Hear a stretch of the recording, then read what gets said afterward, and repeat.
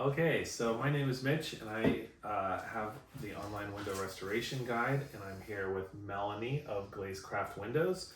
My website teaches courses on how to restore windows, and you actually do it professionally. She's an artisanal restoration expert. So we wanted to talk about glazing compound, which is what you glaze to hold in the glass, because she uses typically a different one than I use, so we just kind of want to go over both of them and why we like them. So on all my projects, I've generally used Sarco Glaze, which is, I'm based in the US, it's a domestic glaze. I've had good results with it, and I've not had any mildew, stuff like that. It's very easy to use, and it's a good product. Actually, Sarco makes two different types of glazes. There's the Dual Glaze, which is not this version, this is Multi-Glaze, but the Dual Glaze is good for both metal windows and wood windows, and you would use it on wood windows when you have to restore the window in place and glaze it in place, and because it withstands the elements while it's still curing and drying. The Multi-Glaze is the wood window formula, and that's where you can do your windows in the shop. You glaze it. The Multi-Glaze cures a lot quicker than the Dual Glaze. The Dual Glaze takes a couple weeks to cure. This takes maybe 3 days to cure and skin over, and then you can paint it. But alternatives exist, and one of those alternatives, another really good glaze you can use is linseed oil paint. So do you want to talk about that? Yeah, so not linseed oil paint, linseed oil glaze, sorry. yeah. So there's a few of these on the market, but they have a similar formulation, except for these are just pure linseed oil and really high quality chalk.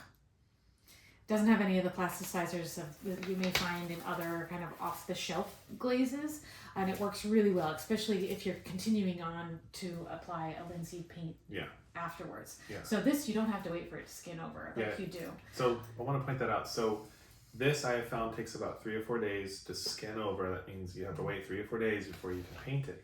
What's really cool about the linseed oil glaze that like this one is you paint the next day. You can paint right away. Yeah. And I know people who do it with Sarco too. Okay. So even though this one is a really sort of higher end formulation, both of them work really well. You just put it on there, as soon as you can run your thumb on it and you're not leaving anything behind, you can paint with linseed paint. Sweet, that's really cool.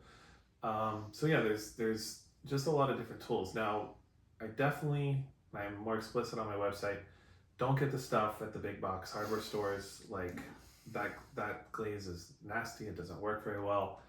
Really, it's at least stick with Sarco, and maybe even better is the linseed oil stuff you can get at the linseed suppliers. Yeah, anywhere you can get linseed paint, you're also going to be able to buy this high quality linseed putty.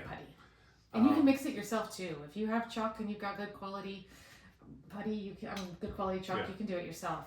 And that's what painters used to do in the past. Yeah. Just mix your own.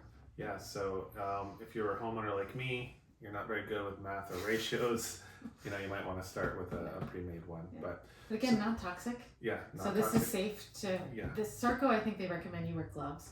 But this stuff, there's nothing in it that could harm you. I also recommend you wear gloves because I don't usually like to wear gloves very often, but with glaze I do, because when you're done with it, your hands are like, they're just pretty nasty, so it's nice to be able to just take them. It smells so good. Yes. Love that linseed oil. Yeah. It's very like earthy smelling. Okay, so you finish glazing, and I go over this more in depth on my videos, but you finish glazing and you got your oil smudge prints all over the glass. Well, to take that off, you can use a couple of different things, and that is either whiting, drywall compound works, and it's literally called whiting. You can get it on the internet. Both of those are 100% calcium carbonate. Yeah. They're the same thing, whether it's called whiting or it's called drywall joint compound. Yeah. It's the same thing. Yeah, so you would go get the powdered drywall compound at like a big box retailer store if you can't get whiting and you're in a pinch. Or Earth and Flax website sells all back, and it's actually pumice powder, which is pretty cool. And I'm guessing this is probably the most natural. It is. It's also, it's not as harmful as the whiting can sometimes be. When you're using whiting, you really want to be masked up. Yeah. You want to breathe this stuff in either. Yeah. It's pumice. Yeah. Yeah. But it has the same features in the fact that it'll pick up the oils on the glass and clean it. But the other benefit of using whiting or using something like pumice powder is that it also, you get a little bit of on the putty. Yeah, and it starts helping cure it right away. And it kickstarts the curing process by pulling some oxygen into. But for sure, if you're using whiting or drywall compound, make sure you wear a mask because like when I first started, I didn't wear a mask all the time with that stuff, and I'd like get a rowdy headache later. So I definitely recommend wearing a mask. With the pumice, probably good too because it's just a very fine powder. So just wear a mask, and that'll help you from getting a headache and exposed. So yeah, so here's some options we just wanted to go over. All really good stuff, really cool stuff. Hopefully this is helpful.